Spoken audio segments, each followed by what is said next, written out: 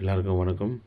Bangalore two KGF வர ட்ரெயினில் வந்து கெலிஜி அது ஏதேதோ மோரி வாட்டர்ஸ் அப்புறமா சம் கைண்ட் ஆஃப் டர்ட்டிஸ் எல்லாம் வந்து போட்டு அங்கே ஷீட்லேயே உட்கார முடியாமல் பாருங்கள் எவ்வளோ பேர் எல்லாம் துடைச்சின்னு இருக்காங்க. எல்லாம் ஃப்ரெண்ட்ஸுங்க எல்லாம் தான் துடைச்சிட்டு இருக்காங்க.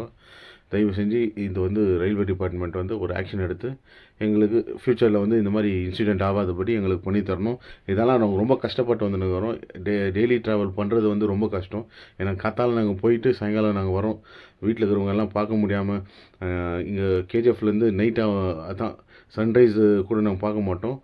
திரும்ப வீட்டுக்கு வரும்போது சன்ரைஸை கூட பார்க்க முடியாத சுச்சுவேஷனில் இருக்கும். அந்த மாதிரி டைமில் பீஸ்ஃபுல்லாக ஜர்னி பண்ணுறது வந்து கூட எங்களால் முடியல.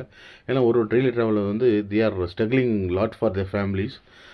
ஸோ தயவு செஞ்சு இதோட ரிக்வெஸ்ட் ரயில்வே எடுத்து கொஞ்சம் எங்களுக்காக இனிஷியேட் எடுத்து இந்த ப்ராப்ளம் சால்வ் பண்ணி கொடுக்கணுன்ட்டு நான் ஒரு ரிக்வெஸ்ட்டாக இது பண்ணுறேன்.